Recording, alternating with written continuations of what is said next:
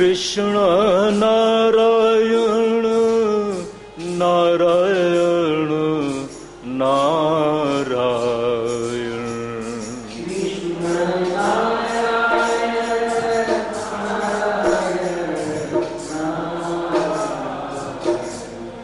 कृष्ण नारायण नारायण नारायण।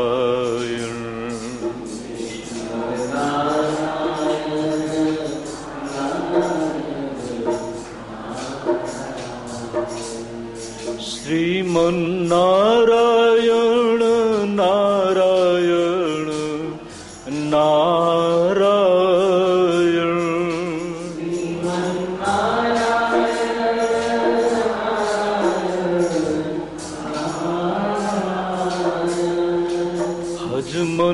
भजमन्नारायण नारायण नारायण।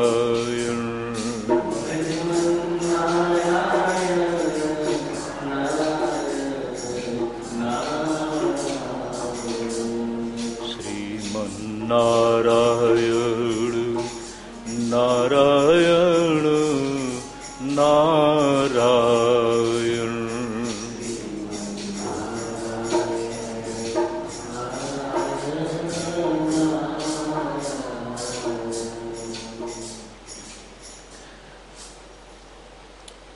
आज तो नहीं जाना ना? आज तो नहीं जाना ना?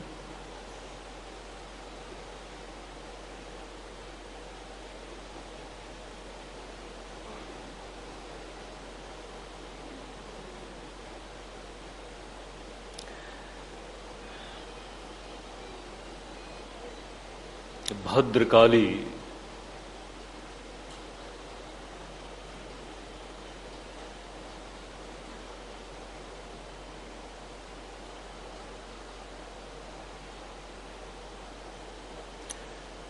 भद्र भी हो और भयंकरी भी हो,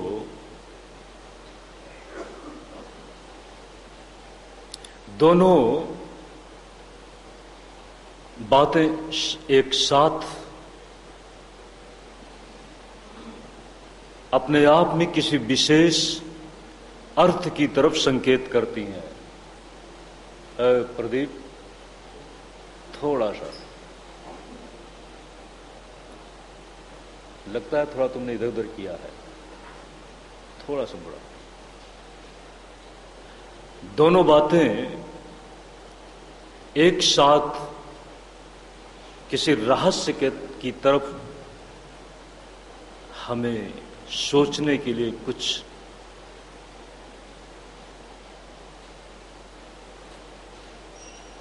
आंदोलित करती हैं। सुबह के प्रसंग में क्या मां रक्तपाई है, इस पर काफी विवेचना हुई थी, बड़ा भ्रम हुआ। ये भी आप लोगों को बताया आपका ही उदाहरण देकर कि यदि आपके बच्चे को एक अपराधी मारने को तत्पर हो और ये कहकर कि मुझे बच्चों के मारने में मजा आता है, तब आप क्या करेंगे? बड़ा प्रश्न है। मारने वाला हाथ में अगर डंडा लिया हुआ है, तब आप ये तो पसंद नहीं कर पाएंगे कि आपके बच्चे को मारा जाए। अगर अनजान में आपके बच्चे को कोई मार भी देता है, अनजान में एक चलते चलते हाथ लग गया और आपका बच्चा गिर पाया, तो आप उसे क्षमा कर देंगे। लेकिन यदि कोई मारने की नियत से मारता हो तो आप क्षमा नहीं कर पाएंगे। मैंने ये भी कहा था गांधीवादी बनने की कोशिश मत करना, ये भी कहा था। हमारे गांधीवादियों को शायद ये बात जल्दी गले नहीं उतरेगी, इसीलिए गांधीवादियों ने बाहर से गांधीवाद के आदर्श को पकड़ करके रखा और अंदर से गांधीवाद जी नहीं सके। एक समय की व्यवस्था थी, एक जरूरत के साथ नीति का प्रयोग था। ऐसा नहीं था कि गांधी के जीवन में कहीं आत्मग्लानि न हुई हो। सर्वधर्म समन्वय की बात करने वाला, इसका मतलब है कि अपने धर्म के प्रति तुम्हारी निष्ठा कहीं कमजोर हो रही है।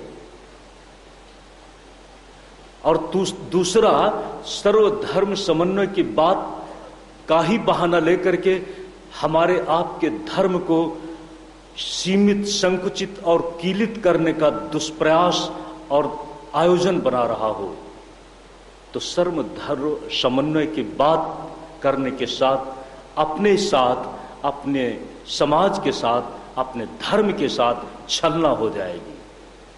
देश, बृहद देश अगर टूटा तो धर्म के नाम पर टूटा, और उस धर्म ने तोड़ा जिसको हमने गले लगाया।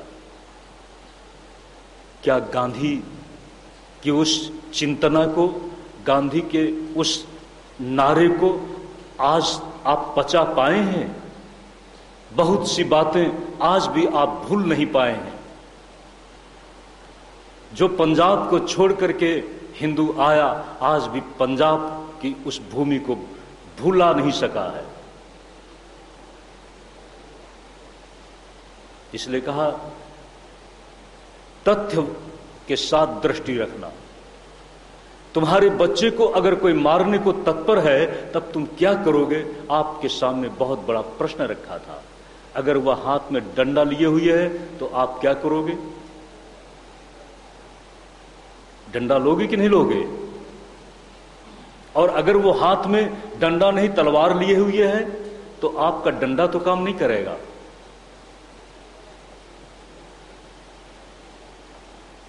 तब आपको हाथ में तलवार लेना पड़ेगा। और जब मैं बातें करता हूं तो प्रयोग के साथ बात करता हूं। आपकी सारी मानसिकता को हम लड़खड़ा देंगे। आपकी सारी तर्कनाएं अपने आप में लड़खड़ा जाएंगी। अहिंसावाद की तर्कनाएं यहां बिखर जाएंगी। उस विश्व माता ने जब अपने सामने, नाम है उसका भद्रकाली, और एक सामने बैठा हुआ है निर्दोष, सर्व कल्याण की कामना से जिसका मन आंदोलित है, सर्व मंगल की भावना से जिसका तन मन इस धरती में परमहंस वृत्ति से घूम रहा हो, वो भरत के साथ अन्याय हो जाए और वो भद्रकाली प्रश्न है कि तब कैसे रहेगी? भद्रकाली अपने नाम को सार्थक कब करेगी? अभद्र करने वालों को प्रसन्न कर दे, और जो भद्र स्वरूप स्वयं भद्र मूर्ति वहां पर बैठा हुआ है जड़ भरत, उसका गला काट दिया जाए उन अभद्र लोगों के द्वारा, और वो देखती रहे। आप कहेंगे माता तो सबकी है ना, उसको तो विश्व माता कहा है। माता सबकी होने के बाद भी हमारी लौकिकी माता कभी पक्षपात से ग्रसित हो सकती है, लेकिन जो विश्व माता पराशक्ति है, उसकी दृष्टि में पक्षपात नहीं है, न्याय ही उसकी दृष्टि में देखने का मानदंड है, न्याय ही उसके कर्तृत्व का मुख्य मानदंड है। वह माता तो सभी की है, लेकिन सभी की माता होकर के भी जब वह किसी को दंडित करती है तो उसकी दुष्टता का दर्शन करने के साथ। लौकिकी माता अपने दुष्ट बच्चों की दुष्टता का भी दर्शन नहीं कर पाती, ये मैंने आपको उस समय बताया था। गांधारी अपने सतीत्व की भूमि में तो परम प्रशंसनीय है, परम पतिव्रता है, लेकिन मोह की भूमि में उसका व्यक्तित्व लांछित हो गया। भगवान कृष्ण को उसने शाप दे डाला और कहा कि तुम ही हो जो मेरे पुत्रों के वध में कारण बने हो। अगर तुम चाहते तो यह महाभारत का युद्ध टल सकता था। माता बोल रही है, मोह और ममता से भरी हुई माता बोल रही है अपने बेटों को। धीमे स्वर से नहीं, तुम्हारी आवाज उस समय बड़ी तीखी हो जाती है जब कोई गलत आदमी पराये घर का हो, और जब तुम्हारे अपने ही घर का आदमी गलत हो तब तुम्हारी आवाज तीखी नहीं होती है, तब आवाज धीमी होती है, या तो होती ही नहीं।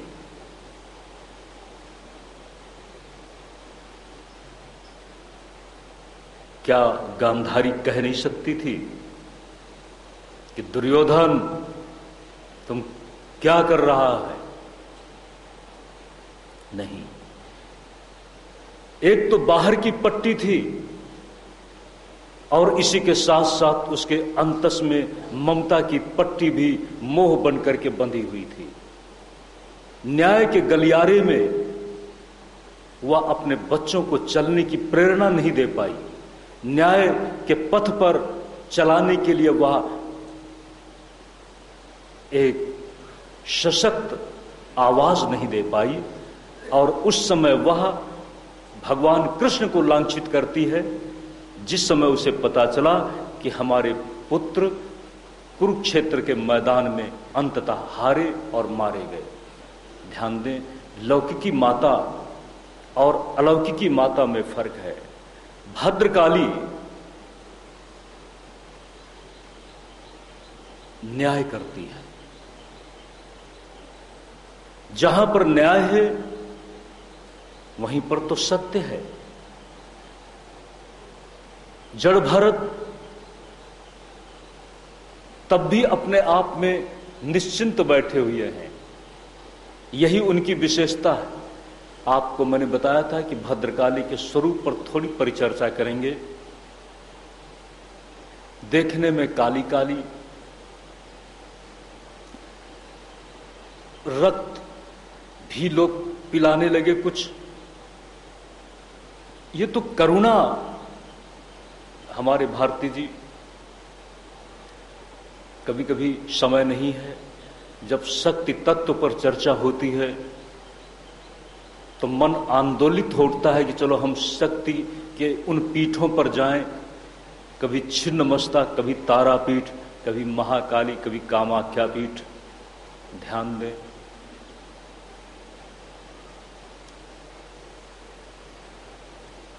कभी कभी भ्रम हो जाता है। हमने कभी नहीं चाहा, हमने मां के सामने प्रश्न रखा कि मां तू क्या रक्तपाई है?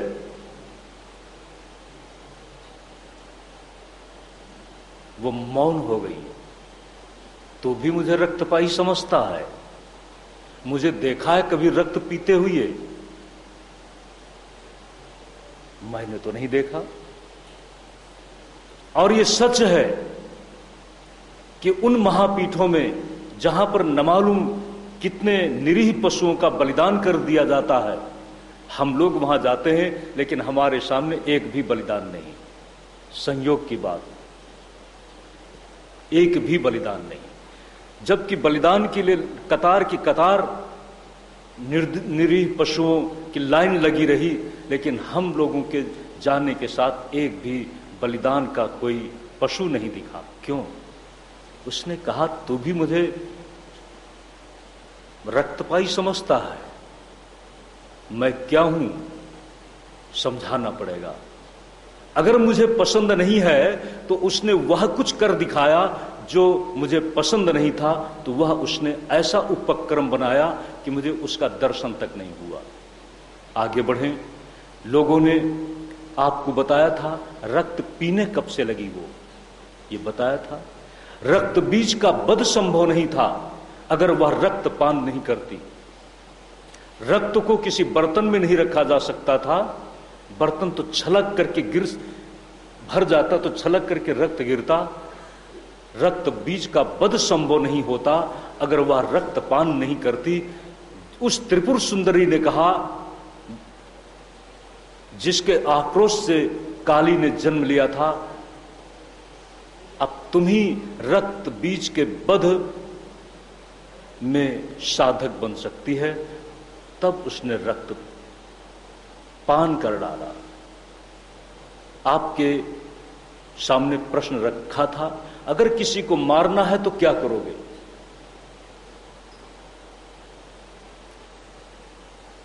अपनी मौत से आदमी मर जाए वो बात दूसरी है,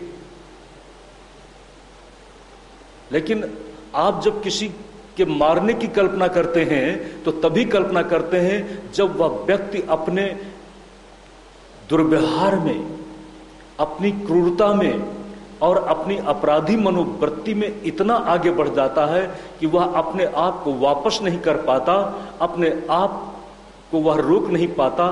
तब क्षमा की सीमाओं का अतिक्रमण आवश्यक हो गया। अब क्षमा की संभावना नहीं रही। उस समय आपके अंतस में एक आवाज उठेगी कि जो सबको मार रहा है, जो सबके जीवन के साथ खिलवाड़ कर रहा है, वह दंडनीय है। ध्यान दें, मारने की जब बात आती है तो कैसे आप मारने की कल्पना करेंगे? जो सबको मारने जा रहा हो, जब उसको मारेंगे तो कोई ना कोई तो मार्ग होगा, कोई ना कोई तो उपाय होगा। रक्त हमारे जीवन के साथ जुड़ा है। जब देवी ने अस्त्र शस्त्र का प्रयोग किया, और भी अस्त्र शस्त्र के प्रयोग हुए, जब शरीर से रक्त बहता है, इसी के साथ उस रक्त को जब पान कर लिया जाता है, इसी के साथ रक्त बीज का बध होता है। और रक्त बीज के बध के साथ ही शुंभ निशुंभ के बध की संभावना थी। असुर शक्ति को तभी खत्म किया जा सकता था। उस महिमामयी करुणामयी माता ने अपने स्वाद में नहीं, अपने चाव से नहीं, रुचि से नहीं, किंतु लोक कल्याण के लिए रक्त पीने का एक आवश्यक कोई बस नहीं था, एक प्रसंग बन गया, तब उसने दिया। अब हम आगे बढ़ते हैं, वह है कैसी? भद्रकाली को आपने देखा है, भद्रकाली का आपने दर्शन किया है। भद्रकाली कल आपको बताया था, जो भद्रकाली है, इस संपूर्ण संसार का जब संहार हो जाता है, संपूर्ण विश्व ब्रह्मांड का जब संहार हो जाता है, और संहार कर्म किसका है? भगवान शंकर का। भगवान शंकर के द्वारा जब अपना कर्म पूरा हो गया, तब वो विश्राम करना चाहते हैं, विश्राम करना चाहते हैं। लेकिन ध्यान दें, भगवान शंकर के उस महत् कर्म को उत्प्रेरित करने वाली जो शक्ति है, चेतना है, वही तो महाकाली है। प्रश्न है कि जब संपूर्ण संसार का संहार हो गया हो, तो संहार करने वाला तो शेष रहेगा ना। और जब वो शेष रहता है, कर्म पूरा हो गया, तो व्यक्ति विश्राम करना चाहता है। बाबा जी मानो विश्राम करने लगे, तो प्रश्न है कि उनकी महाशक्ति, ध्यान दें,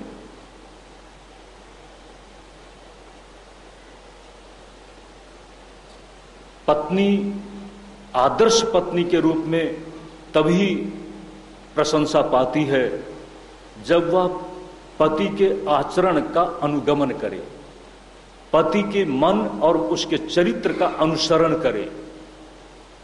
बाबा जी ने कहा, संहार का कर्म सामने है, कम से कम मेरा साथ तो दे।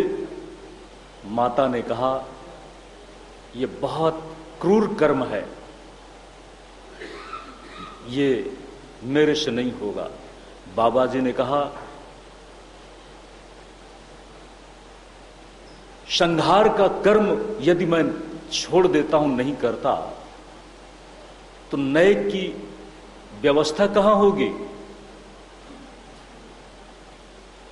नए को स्थान कहां मिलेगा? पुराने को हटाना तो पड़ेगा, लेकिन पुराने को ढंग से हटाया जाए। बाबा जी ने कहा, अगर नई सृष्टि को व्यवस्था देना है तो पुराने को हटाना तो होगा। और कल्पना करिए आप, मेरी बातें आपको शायद तरह तरह के सोचने के लिए प्रश्नों से घेरती होंगी। अगर यहां पर अंत नहीं होता तो शायद पृथ्वी अपने आप में छोटी पड़ जाती, निश्चित ही छोटी पड़ जाती। मृत्यु दुखद है, लेकिन मृत्यु नए की व्यवस्था का एक माध्यम भी है। जीवन उस दिन नीरस हो जाता है जहां पर नए का प्रवेश नहीं होता, नए को स्थान नहीं मिलता। बाबा जी ने जब मां को कहा तो उसने कहा, अच्छा, हूंकार के साथ जब वो अपने को तैयार करती है और संसार का संहार कर्म पूरा हो जाता है, तब प्रश्न है, बाबा जी तो विश्राम करने लगे। पत्नी का स्थान पति के हृदय में है, इसीलिए बाबा जी के हृदय में काली स्वयं अपने आप को प्रतिष्ठित कर देती है। जब भी कोई संहार का कर्म होता है, जब भी कुछ सफाई का काम होता है, जब भी किसी दोष को हटाने का काम करता है, तो स्वाभाविक है कि व्यक्ति अस्त व्यस्त हो जाएगा, अस्त व्यस्त हो जाएगा। उस अस्त व्यस्तता में ही मां को का जो रूप दिखता है वो अस्त व्यस्त रूप हो गया। लेकिन अस्त व्यस्त रूप हुआ तो सही, लेकिन ध्यान देना, जिस समय सृजन का सबसे पहले प्रसंग आया तो संहार करने वाला ही शेष रह जाता है, अंत में वही रहता है। और जब सृजन होता है तो सृजन के साथ उसी से सृजन को आगे बढ़ावा मिलता है। तब वह जो काली काली थी सृजन के प्रसंग में, सृष्टि के प्रसंग में त्रिपुर सुंदरी ललिता बन जाती है। ललिता, ललिता। बाबा जी शांत थे, ये प्रतीक है। वागर्थाभ्यु संप्रक्तो वागर्थ प्रतिपत्तये जगतः पितरौ वंदे पार्वती परमेश्वरो। ध्यान दें सज्जनों, जगतः पितरौ वंदे पार्वती परमेश्वरो। पिता के रूप में भगवान शंकर और पराम्बा पार्वती, लेकिन जब सृष्टि के संहार का प्रसंग आया है तो वही महाकाल है और वह महाकाली है। वही महाकाली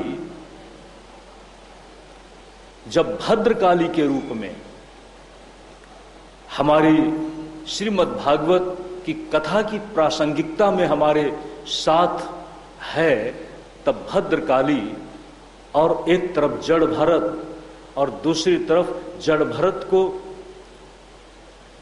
बलिदान की व्यवस्था में खत्म कर देने की डाकुओं के द्वारा योजना, और उस समय भद्रकाली स्वयं प्रकट होकर के अपनी महिमा का प्रदर्शन करती है। मां हमेशा बच्चों के लिए शुभ होती है और जो गलत होते हैं उनके लिए वह भयंकरी होती है। महाकाली भद्रकाली अपने आप में जो न्याय के साथ खड़े हैं वे संतानें जो नैतिकता के साथ हैं उनके लिए वह शुभ है, भद्र है, और जो अन्याय की भूमि में खड़े हैं, अपराध की व्यवस्था में खड़े हैं, उनके लिए वह चंडी है, उनके लिए वह भयंकरी है। इसी प्रसंग के साथ एक बात और बोलते हुए आगे बढ़ेंगे।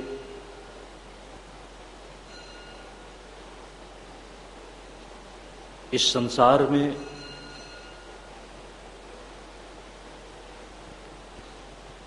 एक बात एक तंत्र में उल्लिखित हुई, महासंहार समये काला सर्वम ग्रसिष्यति। महासंहार के समय में सबका काल ग्रसण कर लेगा, लेकिन जो काल को भी शासित कर ले उसे कहा है काली। ध्यान दें, वही काली, आप कहें यहां पर भद्रकाली के संबंध में चर्चा हुई, माता के उस रूप की चर्चा क्यों नहीं हुई जिस रूप में वह त्रिपुर सुंदरी है? नहीं सज्जनों, त्रिपुर सुंदरी की चर्चा का उल्लेख यहां पर कैसे हो सकता था? क्योंकि यहां पर तो वह आतताइयों की, अपराधी, हिंसक मनोवृत्ति का लक्ष्य जब जड़ भरत बनते हैं और जड़ भरत का बलिदान करके जो अपनी प्रसन्नता और अपने लक्ष्य की सिद्धि देखना चाहते हैं, उन डाकुओं के बीच में त्रिपुर सुंदरी कैसे होती? जो रक्त देकर के ही किसी को अपनी खुशी देखता है, वहां पर त्रिपुर सुंदरी कैसे होती? वहां पर तो भद्रकाली ही हो सकती थी। महर्षि कहते हैं, कपिल आश्रम जा रहे थे सत्संग करने के लिए, पालकी में कुछ आदमी जुड़े हुए हैं। कहते हैं पालकी, आज तो पालकी आप नहीं देखते, लेकिन हमारे 3-4 दशक पहले जब शादी होती थी, किसी ने बड़ी सुंदर कल्पना की है। जीवन का प्रारंभ कहां से है? जीवन का प्रारंभ जन्म लेने के साथ नहीं है। जन्म तो आपको पता नहीं था कि आप क्या हैं, दूसरे सब क्या हैं। आपकी सुप्त क्षमताएं जब सोई हुई थीं, तो उसको जीवन कैसे कह सकते हैं? जीवन तो व्यक्ति का शादी के बाद शुरू होता है। इसलिए शादी के साथ बड़ी खुशियां मनाई जाती हैं कि एक युवक, ऐसा कौन सा घर है, ये मैंने पहले भी बात कही है, ऐसा कौन सा घर है जो लड़कियों के जन्म के साथ पूरा दिल खोल करके खुशी मनाई हो? लड़कियों के जन्म के साथ बहुत खुशी नहीं हुई, और सबसे बड़ी परेशानी तो मां को ही हुई, क्योंकि हर मां ने चाहा था कि मेरे घर में मेरे गर्भ से पहले बेटे का जन्म हो। लेकिन ऐसा कोई घर नहीं है जो अपने घर में अच्छी बहू की कामना न करता हो। है कोई घर? और लड़की ही तो बहू बनेगी। लड़की की कामना नहीं की, लेकिन बहू की कामना जरूर की कि मेरे घर में अच्छी बहू हो। ऐसा है कोई घर जो अच्छी बहू की कामना ना की हो? और कल्पना करो, बहू कब आएगी? जब घर में बेटा हो। बात बड़ी अटपटी लगती है। आप अच्छी बहू की कामना करते हैं तो आपके घर में अगर बेटी है तो बेटी को उपदेश करना कि वो अच्छी बहू बन सके, अच्छी बहू बन सके। अगर ये आपकी उपदेशना होगी, सूझबूझ होगी, तो निश्चित ही एक बहुत बड़ा सामाजिक परिवर्तन घटित हो जाएगा। अच्छी बहू, ध्यान दें, कहा बहू के साथ यानी शादी के साथ जीवन का प्रारंभ होता है। और जीवन का प्रारंभ होता है कब? हम पुरानी परंपरा को देखें, जब शादी होती थी तो दूल्हा किस में जाता था? पालकी में, पालकी में। और पालकी को कौन ढोता था? किसी ने बड़ी सुंदर परिकल्पना दी। एक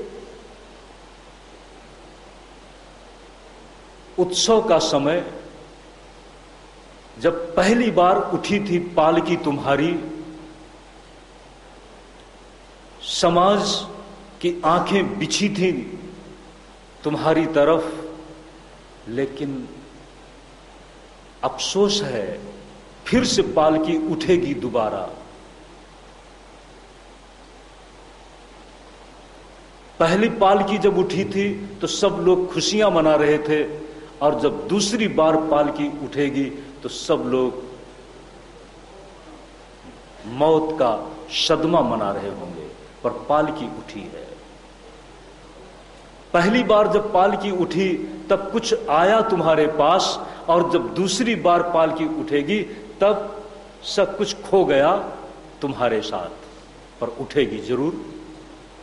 जीवन का प्रारंभ हुआ पहली बार पालकी से शादी।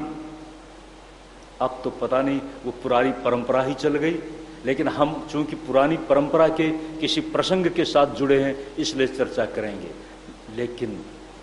लेकिन शब्द का प्रयोग कर रहे हैं। एक राजा पालकी में बैठकर सत्संग करने जा रहा है, और पालकी को ढोने वाले आप क्या बोलते थे? वाह, पता तो है आप लोगों को, मैं सोचता तो शायद पता न हो। कहार। एक कहार थोड़ा लड़खड़ाने लगा। राजा रोहुगढ़ ने कहा, कोई बात नहीं, ये बैठा तो है, एक अच्छा मोटा ताजा हृष्ट पुष्ट, इसी को पालकी में लगा दो।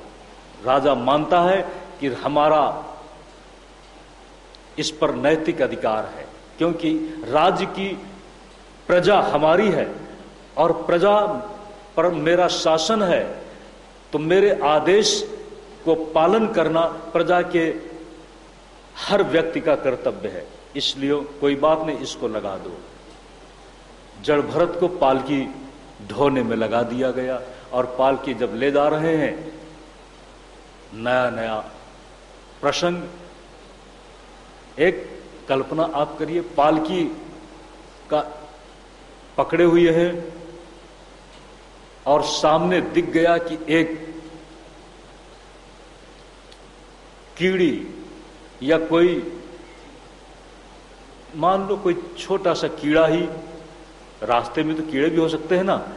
अब कीड़े को बचाने के लिए हमारे जड़ भरत जी, आप कल्पना करिए, आप रास्ते से चले जा रहे हो। कल मैंने देखा यहां पर छोटे छोटे मेढक के बच्चे बहुत घूम रहे हैं, आपने शायद देखा हो।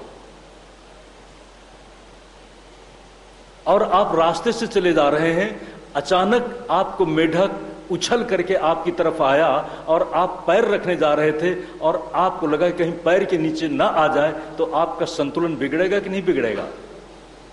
मेढक को बचाने के लिए, और चलो उदाहरण दे दें, आपकी गाड़ी चली जा रही है, मोटर में आप बैठे हुए हैं, अचानक बेचारे कुत्ते को भी तो जल्दी हो सकती है। आप सोचते हैं मेरी गाड़ी जल्दी दौड़े, और कुत्ता बेचारा रास्ते में खड़ा इंतजार कर रहा है किसी के लिए। वो भी तो किसी से मिलना चाहता है, आप भी किसी से मिलना चाहते हैं। आप सोचते हैं, आप भूल जाते हैं कि आप मानते हैं कि मुझे ही जल्दी किसी से मिलना है, और कुत्ता क्या नहीं सोचता कि मुझे भी जल्दी किसी से मिलना है। कल्पना करिए, कुछ बातें बिल्कुल एक जैसी हैं। एक कुत्ता आपकी सड़क में मोटर तेजी से दौड़ रही है और कुत्ता भी जल्दी से रोड क्रॉस करके किसी से मिलना चाहता है, अपने किसी स्वजन संबंधी से मिलना चाहता है। रास्ते को जैसे उसने पार करने की दौड़ लगाई, आपने देखा है कभी? कुत्ते भी रोड क्रॉस करते हैं, और जब उनको भी क्या पता कि कोई सेठ जा रहा है। आप ये मत सोच लेना कि आपको सभी सेठ ही मानते हैं। जब कुत्ता दौड़ रहा होता है और आपकी गाड़ी का हॉर्न बजा, तो कुत्ता तुरंत पीछे लौटता है या आपके हॉर्न को चुनौती देता हुआ तुरंत आगे तेज दौड़ से बढ़ जाता है। ध्यान दें सज्जनों, उस समय आपकी गाड़ी लड़खड़ा जाती है। लड़खड़ा जाती है ना, किस लिए लड़खड़ाई? उसको बचाने के लिए। जिस समय पालकी ढो रहे हैं जड़ भरत और कोई उनको कीड़ा दिखा तो उसको बचाने के लिए उनके कदम लड़खड़ाते हैं। एक बार हो गया तो चल जाएगा, और यह तो हर कदम में जड़ भरत किसी कीड़ा को मेरे पैर से नुकसान न हो जाए, कोई कीड़ा खत्म न हो जाए, उसके बचाने के लक्ष्य से हर कदम उनका उछलता है। और उधर राजा रहुगण पालकी में बैठे ऊपर उछल रहे हैं। कल्पना करिए, राजा रहुगण को लगा कि नया नया आदमी है, पता नहीं क्या होगा। इसी के साथ उन्होंने बहुत व्यंग किए हैं। जब व्यंग किए हैं, उस समय राजा गहुड़ ने एक बात की, लगता है कि तुम बहुत कमजोर हो गए हो, लगता है कि तुम बहुत दुर्बल हो गए हो। व्यंग किए हैं, क्योंकि वो जड़ भरत हृष्ट पुष्ट है। और रहुगण ने जब व्यंग किया, शरीर पर व्यंग किया, भरत की बौद्धिकता पर व्यंग किया, उस समय जड़ भरत ने बोलना शुरू किया है। आत्मज्ञान की भूमि से उन्होंने बोलना शुरू किया है। आत्मज्ञान की भूमि से जब बोलना शुरू किया, आप जिसको देख करके उपहास कर रहे हैं, ठीक ही है, आप उसे नहीं देख रहे जिसे देखने के लिए आप सत्संग के लिए जा रहे हैं। सत्संग में अगर जाना है आपको, तो आप पैदल चले जाना। बहुत दूर जाना है तो भले ही कोई साधन ले लेना, लेकिन एक जगह है, जब आप मंदिर जा रहे हैं तो मंदिर में आप कुछ दूर पैदल जरूर चलें। सत्संग में गए हैं तो कुछ दूर पैदल जरूर चलें, उससे आपका सत्संग में जाना सफल हो जाएगा। जड़ भरत ने राजा रहुगण को जब आत्मज्ञान की बात से जवाब दिया है, तो राजा रहुगण को लगा कि ये तो कोई देखने में मूर्ख जैसा लगता है, कोई बहुत महात्मा है, बड़ा महात्मा लगता है। ध्यान दें सज्जनों, सही बात क्या थी? जड़ भरत अपने पूर्व जन्म में उस हिरण के चिंतन करते करते, हिरण को करुणावश उन्होंने अपने आश्रम में पालन पोषण किया था, और हिरण का चिंतन करते करते शरीर छूट गया तो खुद हिरण बन गए। लेकिन जो हिरण का बच्चा था, एक तपस्वी का संग पाने के कारण, तपस्वी का स्पर्श पाने के कारण, वह हिरण का बच्चा दूसरे जन्म में राजा बन गया। ये जो राजा था, ये रहुगण ही हिरण का बच्चा था पूर्व जन्म में। दोनों का बड़ा गहरा संबंध है। यही कारण है कि जड़ भरत ने सोचा कि कम से कम उस समय तो ये पशु के रूप में था, निकल गया था मेरे पास से, नासमझ था, लेकिन आज भी कम से कम मनुष्य होकर के ये भोग वृत्ति में आज भी पशुता में चल रहा है। कम से कम आज तो मेरा संग सफल हो जाए। महात्मा के संग की सबसे बड़ी सफलता है कि जीवन में कहीं भक्ति, ज्ञान और योग की शुरुआत हो जाए।